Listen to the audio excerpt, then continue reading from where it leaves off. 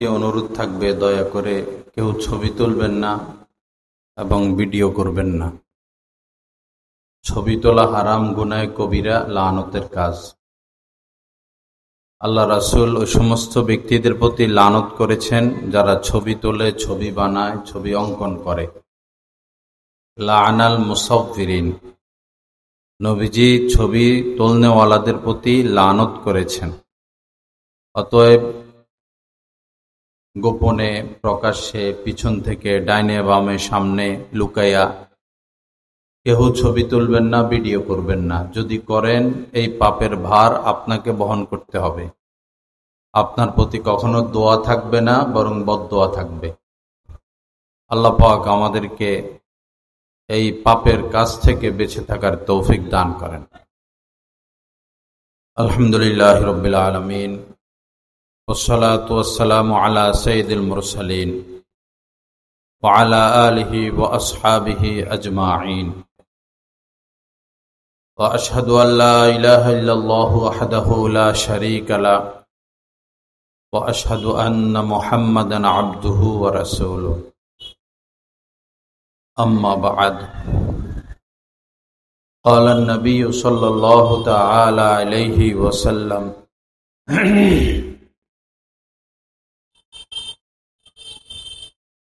ما تركت بعدي فتنة أضر على الرجال من النساء. وقال عليه الصلاة والسلام لعن المصورين.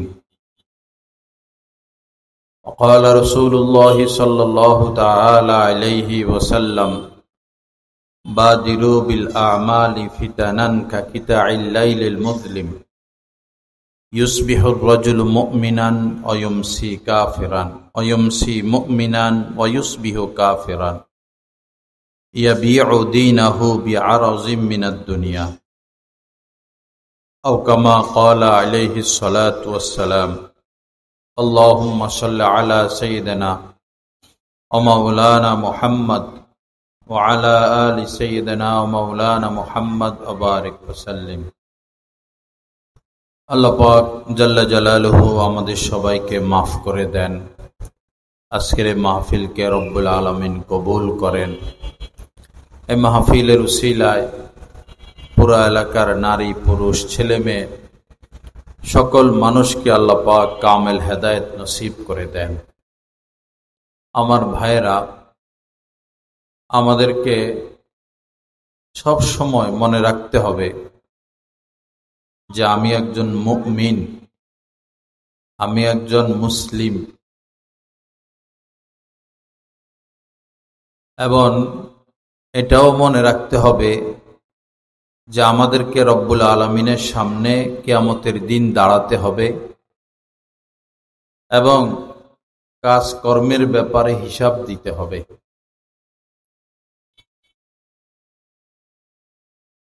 কিয়ামতের দিন কাহার উপরে কোনো জুলুম করা হবে না, বরং মানুষ তার পাপ অনুযায়ী শাস্তি ভোগ করবে এবং তার আমলনামার বিচারে হিসাবে সে জান্নাতের অধিকারী হবে।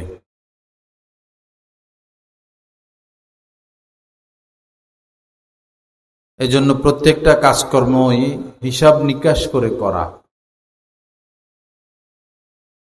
এটা মনে না করার সুযোগ পেলাম, অন্যায় করে বসলাম আর আমি জিতে গেলাম, বিষয়টা এমন না। কাউকে ঠকানোর সুযোগ পাইলাম, ঠকিয়ে ফেললাম আর আমি জিতে গেলাম, বিষয়টা এরকম না। এটা ঠকা না, এটা জিতা না, বরং ঠকা। ব্যবসা করতেছি তো 1 কেজি মাছ কেউ কিনলো, যেমন চিংড়ি মাছ। 1 কেজি মাছের ভিতরে বিক্রেতা 5-7টা পচা মাছ দিয়ে দিল, অথবা দেশি চিংড়ি বলে ভিতরে 2-4টা চাষেরও চিংড়ি দিয়ে দিল। আর মনে মনে খুশি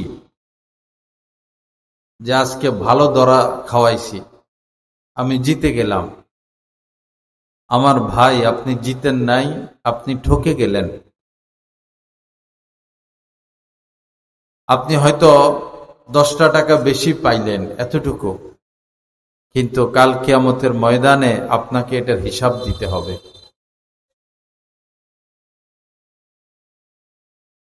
আল্লাহ পাক সমস্ত অন্যায় অবিচার থেকে আমাদেরকে বেঁচে থাকার তৌফিক দান করেন। সকল লেনদেনের ক্ষেত্রেই আমাদেরকে পূর্ণ সতর্ক থাকতে হবে। নাফসুল মুমিনি মুআল্লাকাতুন বিদাইনিহি হাত্তা ইউকযা আনহু। হুজুর পাক সাল্লাল্লাহু আলাইহি সাল্লাম বলেছেন, একজন মুমিন ব্যক্তি, মুমিনের আত্মা, নফস, সে ঝুলন্ত থাকবে যতক্ষণ না বান্দার হক সে আদায় করবে। বর্তমানে হক নষ্টের প্রতিযোগিতা চলতেছে। বান্দার হক, আল্লাহ পাকের হক, স্ত্রীর হক, মা বাবার হক, হক নষ্টের এক প্রতিযোগিতা। বিভিন্ন গুনাহ যেগুলো শিরক না, আল্লাহ পাক তওবা করলে এমনিই মাফ করে দেন, কিন্তু আল্লাহ পাকের সাধারণ নিয়ম, বান্দার হক তিনি মাফ করেন না। এজন্য তওবার মধ্যে এটাও একটা শর্ত, বান্দার হক আদায় করে দেওয়া। আর এখন থেকেই প্রস্তুতি নিতে থাকা।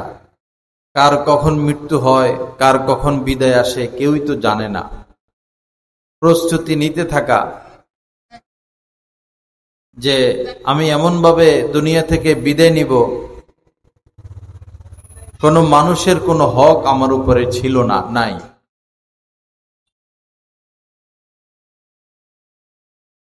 তরুণ বয়সে ছেলেরা অনেক কিছুই করে বসে, যেমন ট্রেনে উঠে ভাড়া টিকিট কাটে না,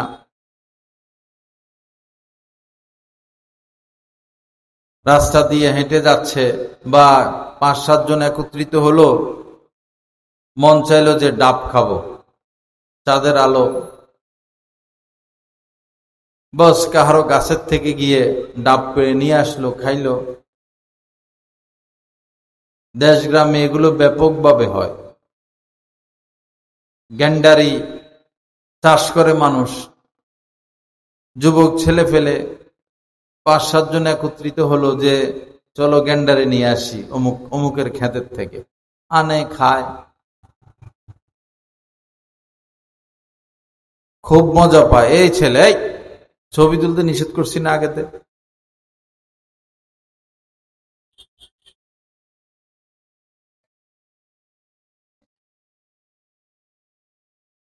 খাইতে থাকে আর ডাবের পানি খাইতে থাকে আর খুব খুশি যে আজকে ভালো করে ধরা দিছি, মালিককে ভালো করে ধরা দিছি। ধরা দিছে না ধরা খাইছে? ধরা খাইছে। মালিকের আর কি লস হইল, বরং মালিকের লাভ। সে কিয়ামতের ময়দানে এটা ফিরে পাবে। যে ডাবের পানি খাইলো, গ্যান্ডারি নিয়ে আসলো, সে তো সামান্য স্বাদ পাইছে, সামান্য স্বাদ পেয়েছে, সে তো মহা বিপদে পড়ে গেল। তার অর্জিত যে নেক আমল, এই ছোট ছোট বিষয়ের কারণেও বহু নেক আমল তাকে দিয়ে দিতে হবে। ইউগফারু লিশ-শাহীদি,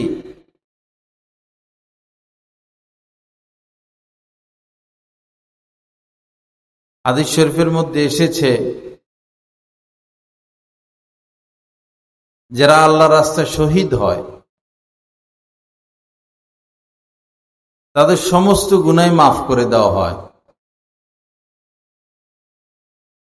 ইগফারু লিশ-শাহীদি কুল্লু যামবিন ইল্লা দাইন, ঋণ ব্যতীত। ঋণ মাপ নাই, অথচ সে আল্লাহর জন্য দিন জিন্দা করার লক্ষ্যে আল্লাহর রাস্তায় শহীদ হয়েছে, জীবন দিয়েছে, কিন্তু ঋণের মুআমালা আছে, বান্দার হকের মুআমালা আছে, এটা মাফ নাই, এটা মাফ নিতে হবে। কেউ বাইজিদ বোস্তামি হয়ে গেল, কেউ বা বড় পীর আব্দুল কাদের জিলানী হয়ে গেল, কেউ বা আল্লামা হয়ে গেল,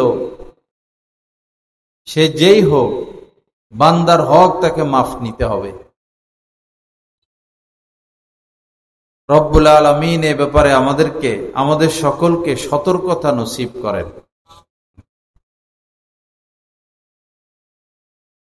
এখন যদি মাফ নেওয়ার নিয়ম কি? যার হক নষ্ট করা হয়েছে তাকে বলা, ভুল স্বীকার করা, তিনি যদি মাফ করে দেন আলহামদুলিল্লাহ, মাফ না করলে তাকে সেটা ফিরে দেওয়া, যে আপনার গাছের থেকে 5টা ডাব নিয়েছি, আপনি মাফ করে দেন, আপনি বললে আমি 5টা ডাব আপনাকে ফিরিয়ে এনে দিব, যে কোনো ভাবে তার থেকে মাফ নিতে হবে। এখন এমন যদি হয়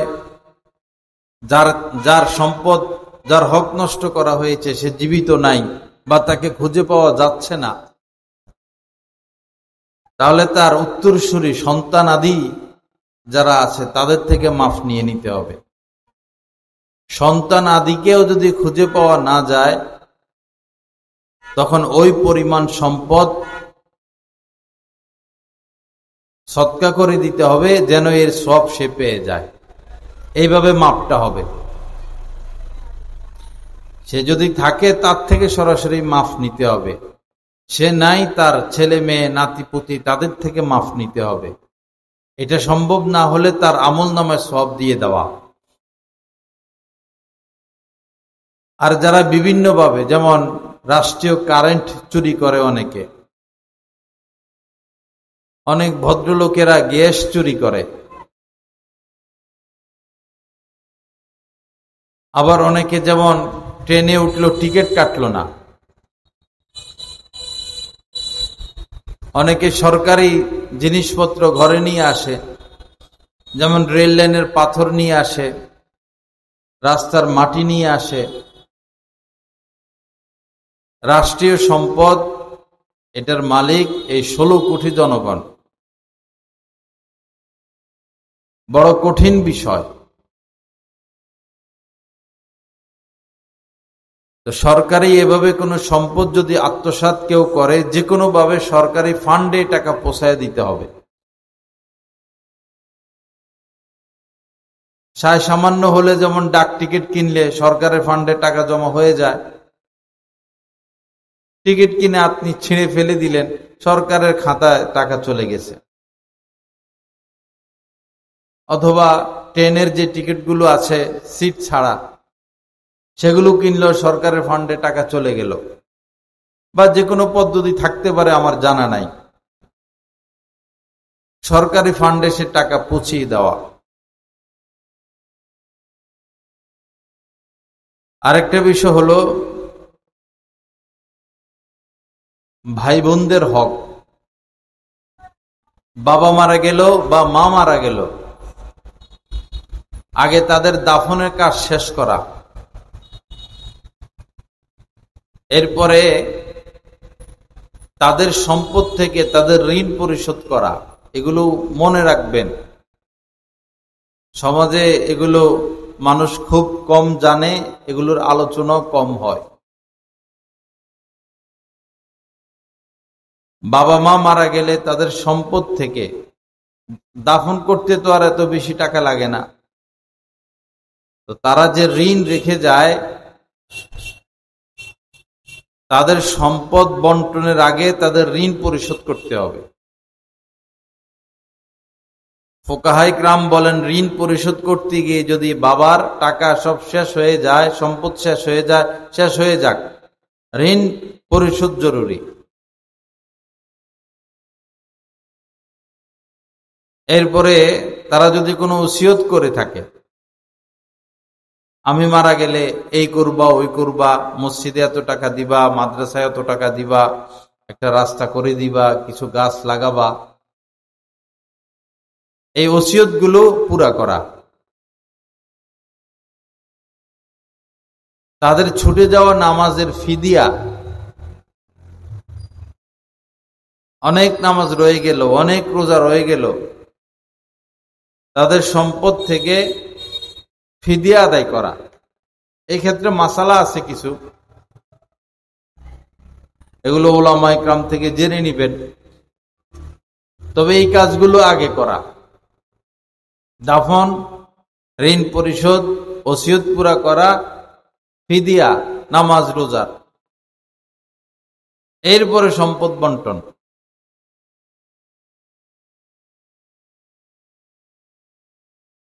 সম্পদ বন্টনের ক্ষেত্রে দেখা যায় যে বোনকে অনেক বেশি ঠকানো হয়। বোন তো ভাইয়ের অর্ধেক পাবে, এক বোন এক ভাইয়ের অর্ধেক পাবে। যদি রব্বুল আলামিন সমান সমান দিতেন তাহলে তো বোনদেরকে গোপনে বিষ খাওয়াইয়া মেরে ফেলতো ভাইয়েরা। যে পরিস্থিতি বর্তমানে, অর্ধেকই তো দেয় না, অর্ধেক বাইর করাই কঠিন হয়। আবার কিছু পিতা এমন পাওয়া যাচ্ছে সমাজে, মেয়েদেরকে তো বিবাহ দিলাম টাকা পয়সা খরচ করে, তো তারা আবার আমার সম্পদের মালিক কেন হবে? মারা যাওয়ার আগে সম্পদ ছেলেদের নামে লিখে দেয়। এটা অন্যায়, জুলুম। সে তার মেয়ের হক নষ্ট করেছে, তার কঠিন শাস্তি হবে। কঠিন শাস্তি কি? সে ঝুলন্ত থাকবে, কারণ সে মেয়ের হক নষ্ট করেছে, মেয়ের উপর অবিচার করেছে, জুলুম করেছে। আবার কেউ বা এমন রয়েছে 2 বিয়ে 3 বিয়ে, নতুন স্ত্রী তার সন্তান বা নতুন স্ত্রীর নামে গোপনে গোপনে সব লিখে দেয়।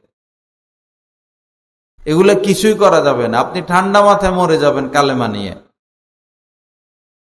মারা যাওয়ার আগে সম্পদ কাউকে দেওয়া টেওয়া এগুলা না, এগুলা করবেন না। ঠান্ডা মাথায় মরে যাবেন ঈমান নিয়া, দান সদকা করে। এরপরে শরীয়ত মোতাবেক সম্পদ বন্টন হবে, কে কতটুকু পাবে সব। এরকম মাসালার কিতাব আছে, কোরআন হাদিসে এগুলো পাওয়া যায়।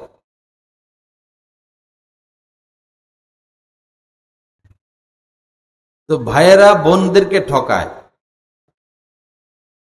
ঠকায় কিভাবে? নামকে ওয়াস্তে কিছু দেয়, অথবা রাস্তার পাশের জমিন ভাইয়েরা নেয়, বোনকে দেয় ক্ষেতের মধ্যখানেরটা। এগুলো কিছুই করা যাবে না। বাকি সমঝোতা করা, যে তুমি তো এই পরিমাণের মালিক, এখন কিভাবে নিবা? ডাইরেক্ট সম্পদ নিতে পারে, ডাইরেক্ট টাকা নিতে পারে।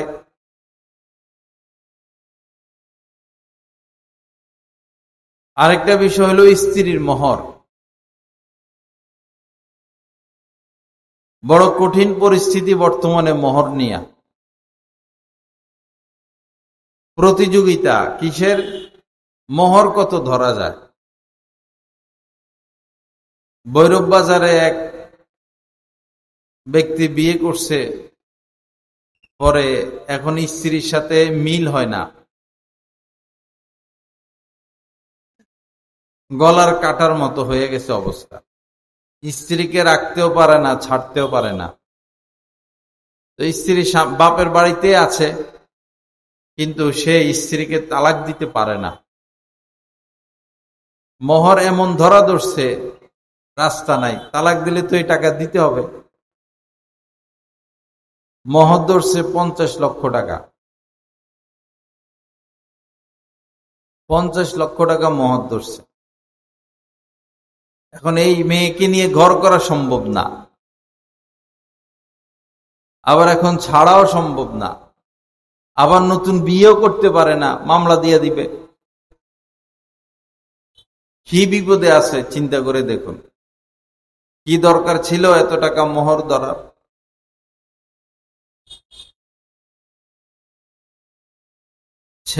ছেলের বাবাকে এটা চিন্তা করতে হবে যে ছেলে চিন্তা করতে হবে আমি কত টাকা দিতে পারবো। এই ক্ষেত্রে ব্যালেন্স হচ্ছে মোহরে ফাতিমি। যদি মেয়ে পক্ষ মোহরে ফাতিমিতে মেনে যায় বস আলহামদুলিল্লাহ। তারা যদি মোহরে ফাতিমি থেকে বেশি চায়, এখন ছেলে কত বেশি দিতে পারবে? 2 লাখ, 2.5 লাখ, 3 লাখ, ছেলের সামর্থ্য অনুযায়ী। আবার ছেলে মোহরে ফাতিমিও দিতে পারবে না, তাহলে একটু নিচে নামুক, 1 লাখে আসুক, 80,000-এ আসুক। কিন্তু 10 লাখ মোহর ধরা, 20 লাখ মোহর ধরা, 50 লাখ মোহর ধরা, মেয়ে তো 5টা টাকাও পায় না। সীমিত পর্যায়ে ধরলে তো সেই টাকাটা পাইতো। এজন্য মোহরের ক্ষেত্রে বাড়াবাড়ি করতে নাই। মেয়ে পক্ষরও উচিত না বাড়াবাড়ি করা, ছেলে পক্ষরও উচিত না বাড়াবাড়ি করা। মেয়ে পক্ষরা মোহর বাড়াইয়া ধরে যে না হলে যদি আমার মেয়েকে ছেড়ে দেয়, তালাক দিয়া দেয়। গলার মধ্যে ফাঁসির রশি ঝুলাইয়া আপনি আপনার মেয়েকে ঘর সংসার করাইবেন ছেলের গলার মধ্যে ফাঁসি লাগাইয়া? এটা তো ফাঁসির রশির থেকেও মারাত্মক।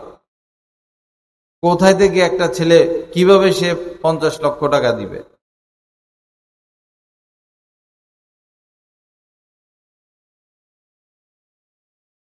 এই ক্ষেত্রে কোনোভাবেই সীমা লঙ্ঘন না করা।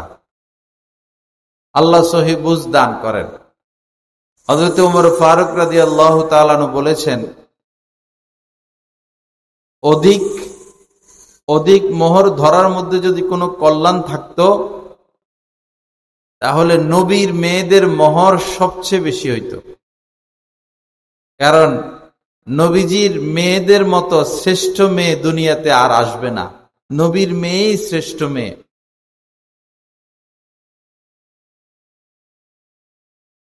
তো অথচ হযরত ফাতেমা রাদিয়াল্লাহু তাআলা আনহার মোহর কত কম ছিল। এজন্য এটাকে টার্গেট করা, প্রয়োজনে একটু বাড়া, প্রয়োজনে একটু নিচে আসা। তো স্ত্রীর মোহর বাসর রাত্রে স্ত্রীর হাতে দিয়ে দিবেন। স্ত্রীর মোহর স্ত্রীর হাতে দিয়ে দিবেন। সে টাকাটা হাতে পেয়ে যদি রেখে দেয় এটা তার ইখতিয়ার, আপনি কিছুই বলার নাই। সে খরচ করুক, তার মা বাবাকে দেখ, যা ইচ্ছা তা করুক, আপনি এ ব্যাপারে কোনো খোঁজ খবর নিতে পারবেন না। আর যদি সে অনুগ্রহ করে আপনাকে কিছু ফিরিয়ে দেয় আপনি নিতে পারবেন। কিন্তু আপনি যদি জোরাজুরি করে তার থেকে মাফ নেন, মাফ নেওয়ার ব্যবস্থা করেন, জোরাজুরি করে মাফ নিলে মাফ হয় না। যেমন স্বামী কথা বলে না স্ত্রীর সাথে, কি ব্যাপার? বাবিরি দিয়া, চাচেরি দিয়া, মামেরি দিয়া, মহিলাদেরকে দিয়া চাপ দেওয়া যে মোহর যেন ছেড়ে দেয়। স্বামী কথা বলে না, স্ত্রীর কাছে যায় না বা শ্বশুর বাড়িতে যায় না, কেন? যেন মেয়েটা মোহর ছেড়ে দেয়। এভাবে চাপ দিয়ে মোহর মাফ নিলে মাফ হবে না। মেয়ে যদি খুশি হয়ে স্বেচ্ছায় দেখে যে আমার বাবা কোথায় থেকে এত টাকা ঋণ, আমার স্বামী কোথায় থেকে মোহর পরিশোধ করবে, আমি তো আমার চোখের সামনেই তো সে আয় রোজগার করে, এটা তো কিছুদিন পরে মহব্বত হওয়ার পরে হয় সাধারণত। তার সীমিত আয়, আমার মোহরটা সে কেমনে পুরা করবে? আচ্ছা আমি 4 ভাগের 1 ভাগ মাফ দিলাম বা অর্ধেক মাফ দিলাম বা পুরা মাফ দিলাম, সে নিজের থেকে মাফ দিলে তখন ভিন্ন কথা। চাপ চুপ দিয়া কৌশল করে মাফ নিলে মাফ হয় না।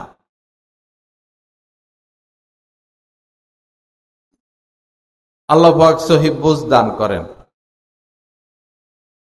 তো বান্দার হক অনেক গুরুত্বপূর্ণ, অনেক গুরুত্বপূর্ণ। ইবনে হাসান এক বুজুর্গ ছিলেন অনেক আগের জামানার। আগের জামানায় মানুষ হাতে ময়লা টয়লা লাগলে মাটি দিয়ে ধুইত। আমরাও দেখছি বা আমরাও করছি দেশ গ্রামে।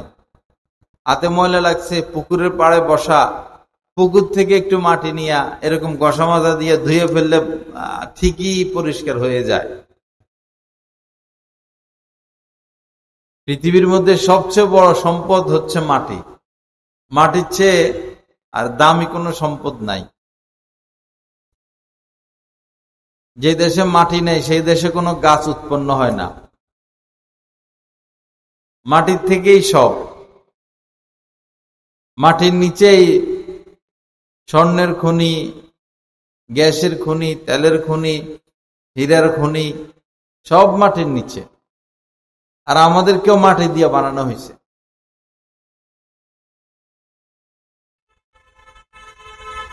তো ইবনে হাসান এই বুজুর্গ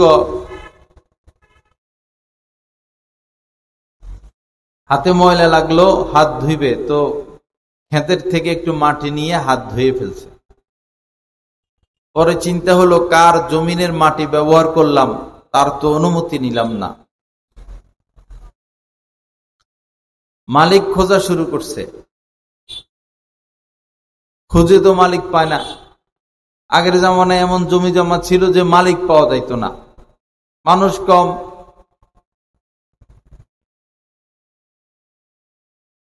অনেক খোঁজাখুঁজি করছেন। পরে 30 বছর তিনি আল্লাহর দরবারে কান্নাকাটি করছেন শুধু এই পাপটার কারণে। বিনা অনুমতিতে মাটি নিয়ে হাত ধুয়েছেন, এই পাপটার কারণে 30 বছর কান্নাকাটি করছে।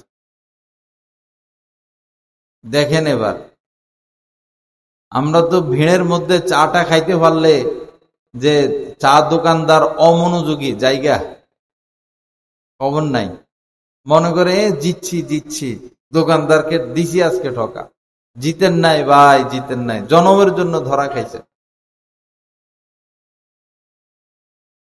অনেকে আছে ছেঁড়া টাকা বাজারে চলে না, বা ছেঁড়া আর কি 50 টাকার নোট। পরে দান বাক্সে, মসজিদে যে দান বাক্স আসে, দান বাক্সে 50 টাকা দিয়া 40 টাকা লইয়া লয়, বা 45 টাকা লয়। তো গেলে 5 টাকা না গেছে, তো সে তো কত পাইল? 45 টাকা পাইল। আল্লাহর সাথে এগুলা করে। কঠিন অবস্থা বর্তমান। অনেক মসজিদের মধ্যে জাল টাকা পাওয়া যায়। মানুষের চরিত্র নষ্ট হইলে, স্বভাব নষ্ট হইলে মানুষ কত নিচে নামতে পারে। আল্লাহ আমাদেরকে হেফাজত করেন, আল্লাহ পাক সহি বুঝ দান করেন। তো বান্দার হক বাবা, এই ব্যাপারে অনেক বেশি শিথিল আমরা। সব ব্যাপারে শিথিল হওয়া যাবে, বান্দার হকের ব্যাপারে শিথিল হওয়া যাবে না।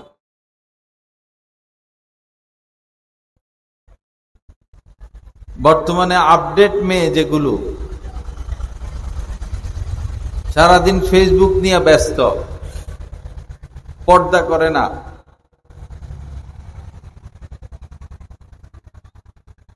ফ্যাশন জাতীয় মেয়েরা এক তো সহজে তারা বিয়েতে রাজি হয় না। এদের কত ক্ষতি যে করতেছে। সহজে বিয়েতে রাজি হয় না, বিয়েতে রাজি হইতে হইতে এদের বয়স 25 পার হয়ে যায়। সায়েন্স বলে 25-এর পরে একটা মেয়ে সুস্থ সন্তান প্রসব করতে পারে না। 25 পর্যন্ত সুস্থ সন্তান, হৃষ্টপুষ্ট সন্তান প্রসবের সময়। এখন শহরের মেয়েরা 25 বছরকে মনে করে যে শিশু বয়স, বিয়ে শাদী নাই। এক তো দেরিতে তাদের বিয়ে, দ্বিতীয় বিয়ে হওয়ার পরে সন্তান নিতে চায় না, সন্তান নিতে চায় না। এই আরেক বিপদ।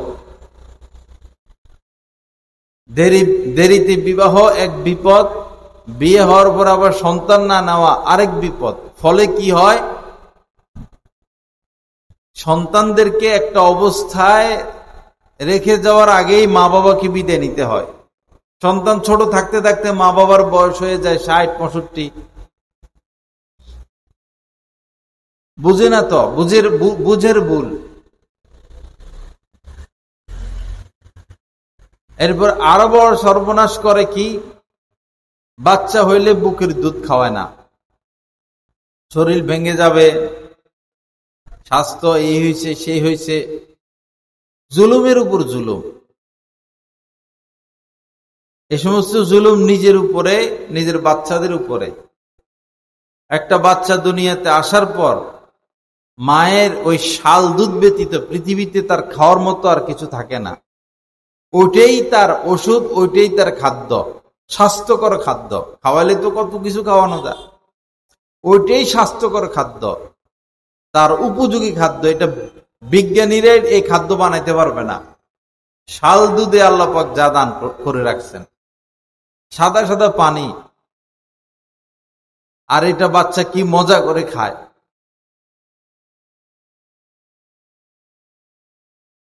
এই আপডেট মেয়েরা নিজের এই কলিজার টুকরা সন্তানকে বুকের দুধ খাওয়ায় না।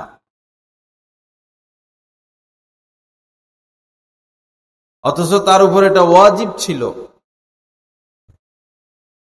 বিনা কারণে শুধু মেয়েটা তার মানে পোষপাস ধরে রাখার জন্য যদি বাচ্চাকে বুকের দুধ না খাওয়ায়, তো সে গুনাহ করতেছে, পাপ করতেছে, এই বাচ্চার হক সে নষ্ট করতেছে।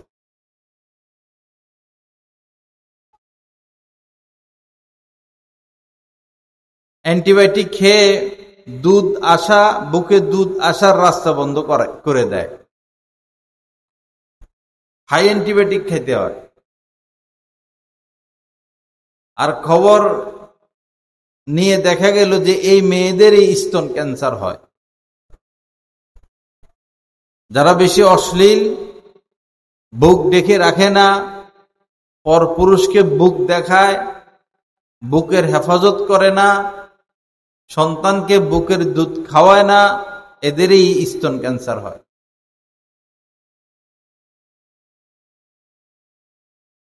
ওমাইয়া আমাল সুআ ইউজজা বিহি। পবিত্র কোরআনে রব্বুল আলামিন বলেছেন, যেই পাপ কাজ করবে তাকে তার পরিণতি ভোগ করতে হবে। বাংলা ভাষায় প্রবাদ আছে, পাপ বাপকে ছাড়ে না। পাপ বাপকে ছাড়ে না। একদিন, দুই দিন, তিন দিন ধরা খাবেই সে। আর মানুষের হাতে ধরা খাক বা না খাক, আল্লাহর হাতে সে ধরা খাবে।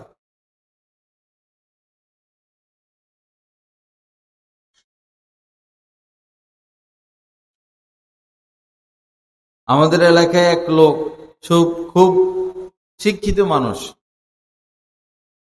টাইটেল পাস, ওই জামানার টাইটেল পাসের বহুত দাম, সবাই তাকে সম্মান করে। পরে সে শিক্ষিত মানুষ, সরকারি চাকরি পাইছে, কাজের চাকরি পাইছে, পোস্ট অফিসে চাকরি পাইছে, চাকরিও অনেকগুলো করে, মাথায় টুপি, গায়ে পাঞ্জাবি, মুখে দাড়ি। পরে পাইছে তারে শয়তানে, সে গোপনে গোপনে সুদে টাকা লাগানো শুরু করছে, লাখে 1000, আরো কেমনে কেমনে। তো গোপনে করলেও কি আর গোপন থাকে? আস্তে আস্তে দেখা গেল যে সে আগে 5 ওয়াক্ত পড়তো, এখন ফজর ছুটে গেছে, নামাজ আস্তে আস্তে কমতেছে। এইদিকে আগে সবসময় টুপি মাথায় দেখা যাইতো, এখন টুপি আর দেখা যায় না। চলতেছে, আস্তে আস্তে দাড়ি ছোট হইতেছে, নামাজ 1 ওয়াক্ত 2 ওয়াক্ত চলে আসছে, চেহারা নূর চলে গেল। তো মানুষ যে তাকে দেখে সালাম করত, এই সালাম দেওয়া ছেড়ে দিছে। এখন ভিতরে ভিতরে যে সুদখোর।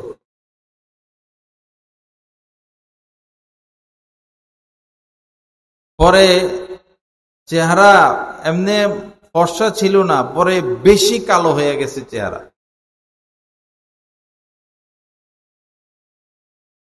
শেষ জীবনে তার মৃত্যুটা অনেক, মৃত্যু মারা গেছে কিনা জানি না, মানে পরে বেশি কঠিন অবস্থা তার হয়ে গেছিল। বাপ বাপকে ছাড়ে না। একজন মানুষ যত গোপনে পাপ করুক না কেন, আল্লাহ ছাড় দেন বান্দা তওবা করে কিনা, কিন্তু যখন ধরবেন একদম ধরে ফেলবেন, ধরলে আর রক্ষা নাই।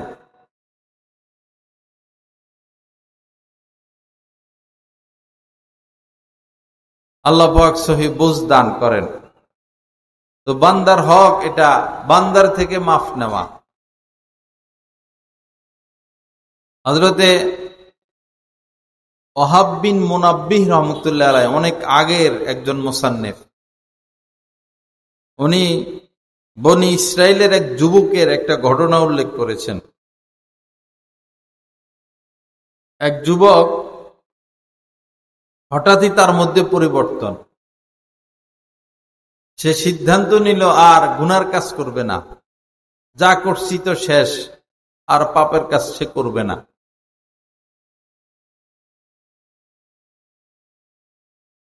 পরে এমন তওবা সে করলো, আর তো পাপ করলোই না, বরং সারা রাত সে ইবাদত করত, দিনের বেলা রোজা রাখত, জিকির আজকার ইবাদত বন্দেগী, খাবার তেমন খেত না, ইবাদত নিয়ে ব্যস্ত,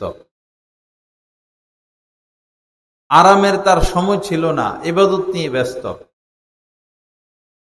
এভাবে 70 বছর সে ইবাদত করছে, তওবার পরে 70 বছর। সে মারা গেল। 1 বছর পর তার কোনো বন্ধু তাকে স্বপ্নে দেখলো, বলল, দোস্ত তুমি তো অনেক আমল করছো, 70টা বছর রাত্রে ঘুমাও নাই, তাহাজ্জুদ পড়ছো, দিনের বেলা রোজা রেখেছ, ইবাদত বন্দেগী জিকির আযকার ছাড়া তুমি কিছুই করো নাই, তো কি কি পাইলা, কি কি পুরস্কার দিল, আল্লাহ পাক তোমার সাথে কেমন মুআমালা করলেন? এই যুবক বলল, আমি তো ঝুলন্ত, কোনো ফয়সালা হচ্ছে না আমার। কঠিন কিনা ব্যাপারটা? তার যদি, সে যদি ঝুলন্ত থাকে তা আমাদের কি উপায়? সে বলতেছে আমি ঝুলন্ত। কি হইল? দাঁত খিলেল করি না আমরা, এখন তো কত ডিজিটাল খিলেল বাইর হইছে, আগে তো শলা দিয়া, নারিকেল গাছের যে শলা হয় পাতার মধ্যে, ওই শলা দিয়ে মানুষ দাঁত খিলেল করত। যুবক বলে যে এক ব্যক্তির একটা শলা দিয়া দাঁত খিলেল করেছিলাম, তার অনুমতি নেই নাই, একটা শলা, অনুমতি ছাড়া এই শলাটা ব্যবহার করেছি, এই কারণে আমি ঝুলন্ত, আমার কোনো ফয়সালা হচ্ছে না। তো বলুন আমাদের কি অবস্থা হবে? কত বান্দার হক আমাদের দ্বারা নষ্ট হচ্ছে। এজন্য মিটমাট করে নিতে হবে ভাই, সময় নাই। যে নামাজগুলো ছুটে গেছে এগুলো আদায় করতেই হবে, কাজা, উমরি কাজা। যে রোজাগুলো রাখা হয় নাই বালেগ থেকে, এই রোজাগুলো রাখতেই হবে, এগুলো তওবার দ্বারা মাফ হবে না। হজ ফরজ, তওবা করলে মাফ হবে না, হজ করতে হবে।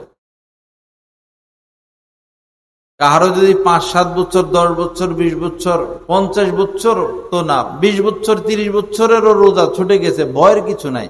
আপনি সপ্তাহে একটা করে রাখা শুরু করেন। সোমবার নবীজি রোজা রাখতেন, বৃহস্পতিবার রোজা রাখতেন, আপনি একটা করে রাখা শুরু করেন সপ্তাহে। দেখা যাবে যে 1 বছর এরকম করলে প্রায় 1 বছর 1.5 বছরের কাজা রোজা আদায় হয়ে যাবে, গায়ে লাগবে না। প্রতিদিন 1 ওয়াক্ত করে যদি কাজা আদায় শুরু করেন, যে কোনো 1 ওয়াক্ত, আস্তে আস্তে বাড়াইলেন, কাজা নামাজও আদায় হয়ে যাবে। আর বান্দার হক যেগুলো নষ্ট হয়েছে, হাতে পায়ে ধরেন, মাপ চান অথবা আদায় করে দেন, করতে হবে।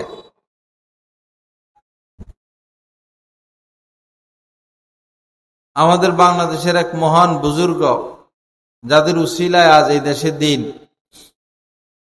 হযরত মাওলানা শামসুল হক ফরিদপুরি রহমতুল্লাহ আলাই,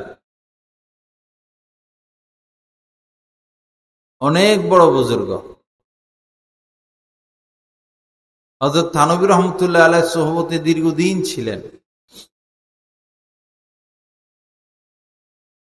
তো গোহারডাঙ্গা মাদ্রাসায় মাহফিলের সময় মাদ্রাসাগুলোতে সব আগাছা পরিষ্কার করা হয়। তো রাস্তার পাশে একটা লাউ গাছ ছিল, যেটাতে এখন আর লাউ ধরে না, বুড়ো হয়ে গেছে গাছ, কিন্তু কিছু কাঁচা পাতা আছে। কাঁচা পাতা গাছ তুলে ফেলছে। এখন কাঁচা পাতাগুলো তো কি করবে? মাদ্রাসার একজন লোক কাঁচা পাতাগুলো নিয়ে জমা করে হযরত শামসুল হক ফরিদপুরি রহমতুল্লাহ আলাইহির গরু ছিল, গরুকে খাওয়াইতে নিয়ে যাচ্ছেন।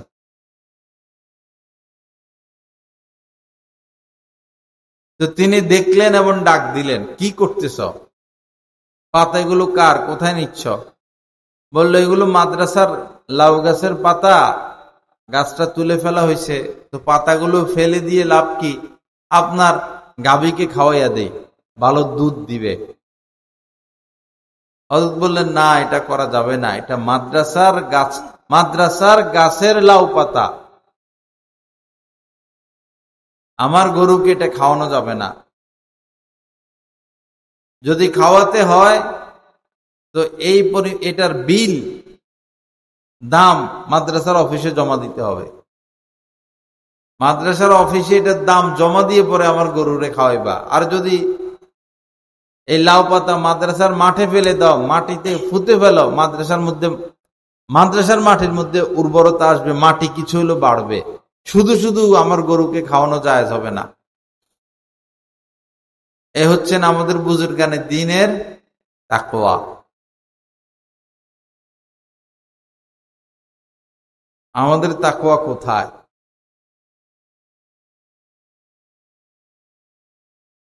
হযরত ওমর ফারুক রাদিয়াল্লাহু তাআলা আনহু যখন খলিফা,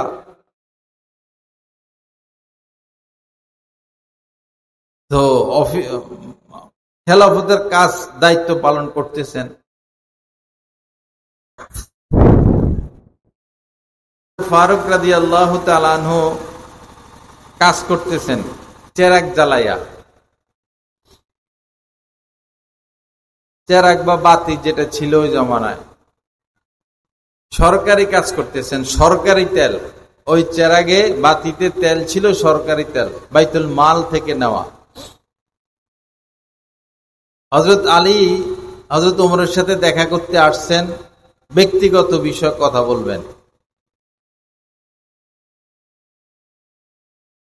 হযরত ওমর বাতি নিভাইয়া দিছেন, বাতিটা নিভাইয়া দিছেন।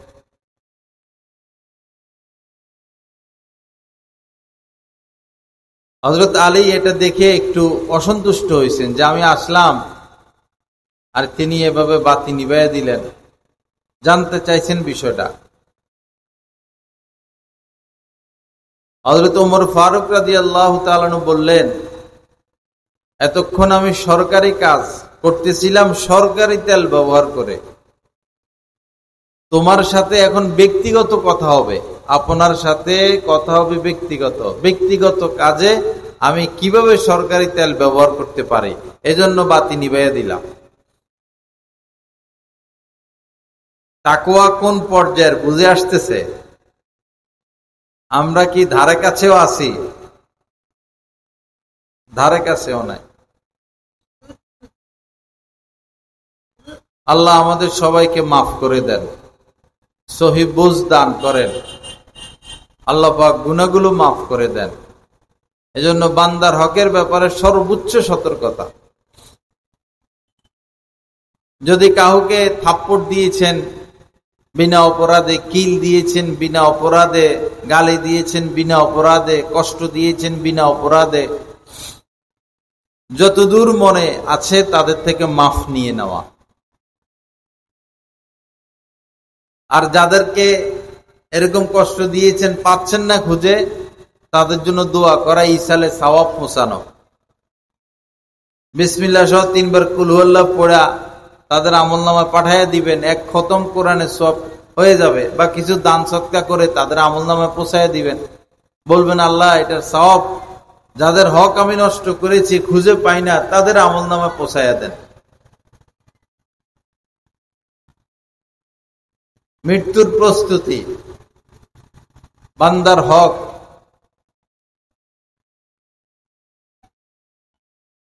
বান্দার হক সরাসরি আল্লাহ পাক এভাবে মাফ করবেন না, তওবা করলে মাফ করে দিবেন এরকম না। আগে বান্দার থেকে মাফ নিতে হবে অথবা মিডল করতে হবে, এরপরে আল্লাহর কাছে মাফ চাওয়া। ব্যাপারটা কঠিন হয়ে গেল আপনাদের কাছে। এমন হলে সমাজটা সুন্দর হবে। আমাদের এই দেশটা তো গরিব দেশ না, গরিব বানাইয়া রাখছে। উর্বর একটা রাষ্ট্র, যে রাষ্ট্রের সম্পদের অভাব নাই, মেধার অভাব নাই, সবই আছে, কিন্তু রাষ্ট্র পরিচালনার সমস্যা। যারা এই রাষ্ট্র পরিচালনা যায় চুরি ডাকাতি লুটপাট, দেশের টাকা বিদেশে পাঠানো নিয়ে ব্যস্ত থাকে, নিজেকে নিয়ে ব্যস্ত থাকে। সৎ লোকের শাসনের অভাবে দেশের এই অবস্থা।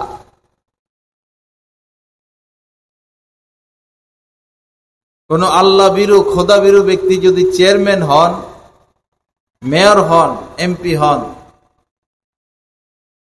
সে তো 1 টাকা রাষ্ট্রের 1 টাকা তো সে আত্মসাৎ করবে না, বরং নিজের পকেটের থেকে দিবে। হযরত ওমরের মতো শাসক যদি আমরা পাই, তা আমাদের সুখ ফিরে আসবে। হযরত সিদ্দিক আকবর রাদিয়াল্লাহু তাআলা আনহু খলিফা হওয়ার পর সামান্য ভাতা ধরা হয়েছিল, যত কিঞ্চিত কোন রকম সংসার চলে, কোন রকম সংসার চলে, মন মতো খরচ করা যায় না। এরকম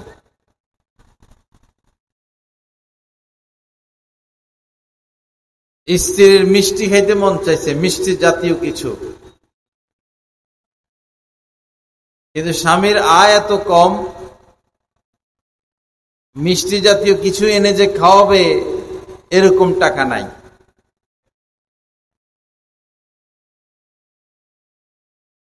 পরে স্ত্রী প্রতিদিনের খাদ্য থেকে একটু একটু একটু একটু করে নিয়ে নিয়ে একটা পরিমাণ জমাইছেন। পরে স্বামীর হাতে তুলে দিলেন যে এটা দিয়ে আমার জন্য একটু মিষ্টি কিনে আনুন, মিষ্টি জাতীয় দ্রব্য। হযরত সিদ্দিক আকবর রাদিয়াল্লাহু তাআলা আনহু বললেন, এটা পাইছো কোথায় তুমি? বলল, প্রতিদিনের খাবারের থেকে একটু একটু একটু একটু করে রেখে আমি এটা জমিয়েছি। তখন হযরত সিদ্দিক আকবর রাদিয়াল্লাহু তাআলা আনহু বললেন, তার মানে আমার ভাতা থেকে এই পরিমাণ কমানো সম্ভব। পরে কমাইয়া দিছেন।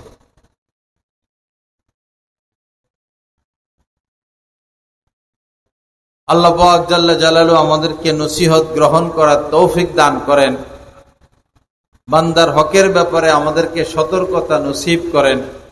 আজকের এই মাহফিলকে কবুল করেন, যারা আয়োজন করেছেন তাদেরকে উত্তম বদলা দান করেন। এই মাহফিলের উসিলায়, উলামায়ে কিরামের আগমনের উসিলায় আল্লাহ পাক পুরা এলাকার সমস্ত মানুষকে কামেল হেদায়েত নসিব করে দেন। ওয়া আখিরু দাওয়ানা আলহামদুলিল্লাহি রাব্বিল আলামিন ওয়া সাল্লাল্লাহু আলা নবিয়্যিল